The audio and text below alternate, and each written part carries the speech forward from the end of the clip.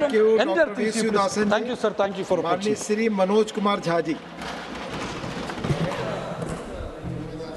शुक्रिया। 5 मिनट। शुक्रिया उपसभापति महोदय। जब आप 5 मिनट या 3 मिनट कहते हैं तो लगता है जैसे फांसी देने से पहले अंतिम इच्छा पूछी जा रही है।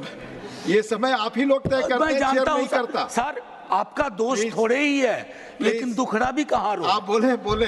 अब मैं बड़ी खुशी हुई, माननीय मंत्री जी यहाँ हैं, अभी नवनियुक्त मंत्री जी हैं, बड़ा अनुभव है हरियाणा का और अच्छा विभाग भी मिला है, चुनौतियां भी बहुत हैं, फोटो वोटो तो अपनी जगह।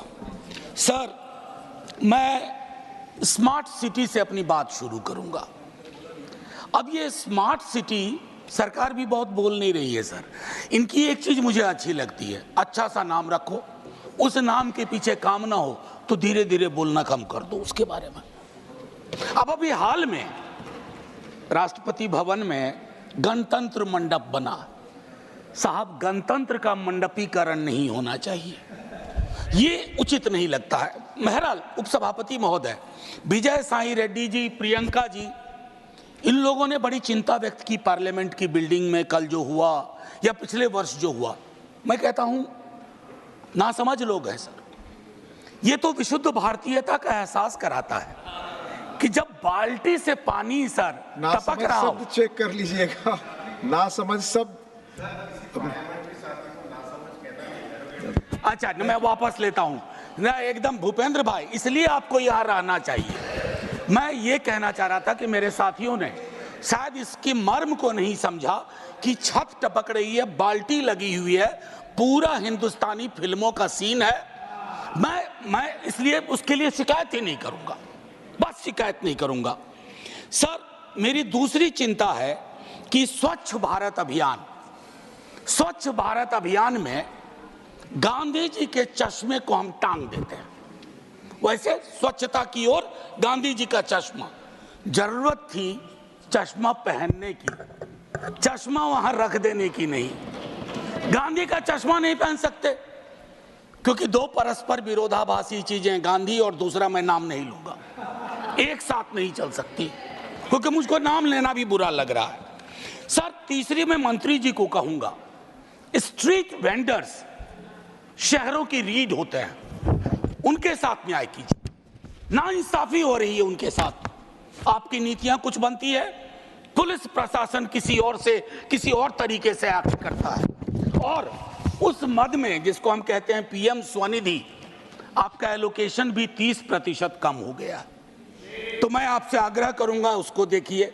आईईसी स्वच्छता में, आईईसी में एलोकेशन कम हो गया है। अमृत में आधा काम भी नहीं हुआ है, प्रोपेगेंडा अपनी जगह।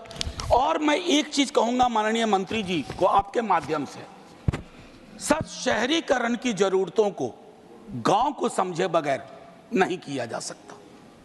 जब तक ग्रामीण पलायन, ग्रामीण अर्थव्यवस्था, उस पर आपकी नजर नहीं होगी, आपकी पकड़ नहीं होगी, तब तक शहरों में लोग आएंगे, आप एकोमोडेट करने में फेल करेंगे। आपके बदले कल को हम हों, तब भी वो दिक्कतें होंगी। मैं एक चीज और भी उसमें कहूंगा, संपत्ति का असंतुलन भी शहरों में बहुत दिखता है सर। एक चीज और कहूंगा, हमारे शहर जब बनते हैं, कोई बिल्डिंग बनती है, तो आपको श्रमिक लगातार चाहिए, मजदूर लगातार चाहिए, और वो मजदूर जब आपको बिल्डिंग बना के देता है, उसके बाद वो मजदूर आपको भारी लगने लगता है।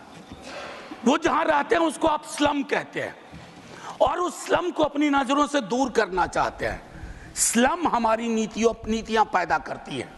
स्लम में रहने वाले हमारी आपकी तरह के लोग हैं, उनके बारे में दृष्टिकोण साफ होना चाहिए। और ये सैटेलाइट मेट्रोपोलिस नहीं कि एक स्लम रिहैबिलिटेशन किया, दिल्ली से 40 किलोमीटर दूर जाके रख दिया। कैसे काम करेंगे, कैसे रोजगार चलेगा? तो ये चीजें, सीवर ड्रेनेज के बारे में कई साथी बोल चुके हैं। मुझे तो अक्सर याद आता है विद्यार्थी जीवन में हड़प्पा मोहनजोदड़ो की ड्रेनेज सिस्टम की तारीफ सुनता था। सर, अगर टाइम मशीन हो तो वापस चला जाए, वो ज्यादा बेहतर था। मैं और एक आखिरी चीज करूंगा सर, आजादी के बाद अपने देश में multi caste multi community housing society बननी शुरू हुई थी सर। आज वो सारी चीज, आखिरी 30 सेकंड सर, आज वो सारी चीजें खत्म हो गई। जातियों के नाम पर हाउसिंग सोसाइटी है, समुदायों के नाम पर हाउसिंग सोसाइटी है, और कुछ समुदाय के लोग किसी भी सोसाइटी में नहीं रह सकते।